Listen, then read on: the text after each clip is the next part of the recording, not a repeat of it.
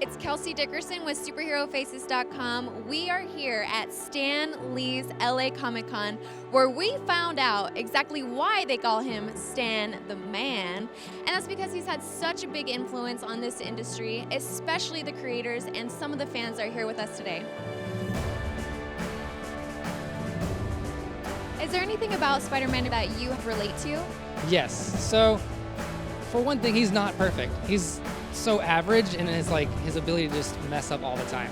He messes up, but he always comes back and he fixes it. I'm glad you decided to join me in the liberation of mutant kind. The X-Men have been a big part of my life because it's about mutants, and mutants try to blend in with the world, but the world doesn't like them because they're different. And ever since I've been a nerd, I've always felt different from everyone else. The X-Men is my favorite thing that he's created. Ooh, that was really good. Stan Lee was such a huge, influential force in comic books. He wasn't by any means the first. There were great writers and creators before him. But Lee broke through, and he did things nobody else had ever done before. Stan Lee set the tone. I think that's the best way to put it. Stan and Jack Kirby, Steve Ditko, with the books that they created, set the tone for the modern superhero. And I think that everybody who has worked in comics since then, to some degree, has walked in their shadow. The Thing was one of my favorite characters. Now we just take it for granted because there are a million characters who have followed like that. But the Thing was ugly, and he didn't want to be. He was full of rage.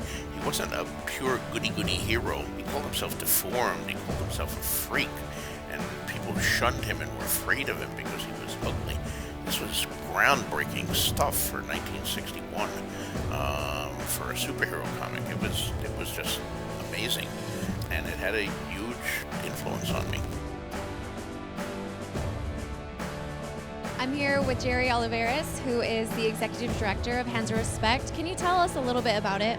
Well, Stan gave me a call about 90 days ago. He says, Jerry, I think I've come up with the best idea I have ever come up with in my entire life. Now, to hear those words from Stan Lee is amazing. He says, Jerry, my daughter and I were watching television, and she was asking me, Dad, is there something that you can do to help bridge the gap between your fellow man, or like the politicians wear the American flag? So it got him thinking. And he called me and says, Jerry, this is what I want to do. I want to sell these for $10. But when somebody buys one, give them an extra one for free to give to a friend, a relative, or even a stranger. We want to bring back a basic human fundamental of respecting one another.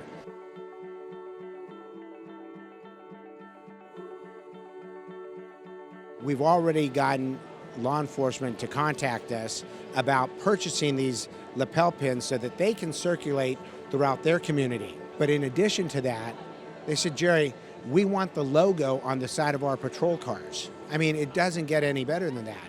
Stan, I just want to say thank you for providing generations of people with inspiration and hope, and sending all of us the message that every one of us can be a superhero.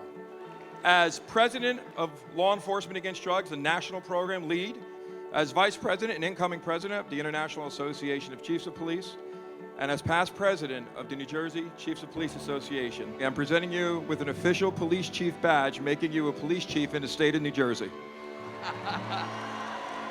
The great thing is he and police all over the country, they're there for us, for all of us, and they deserve the respect and the admiration that we can give them.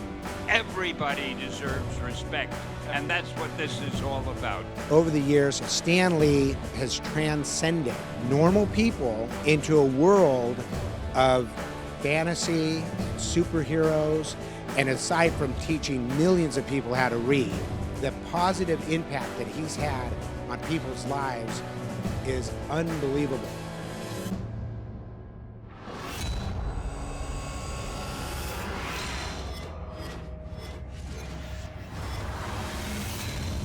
I can't wait to go to New Jersey and throw my weight around.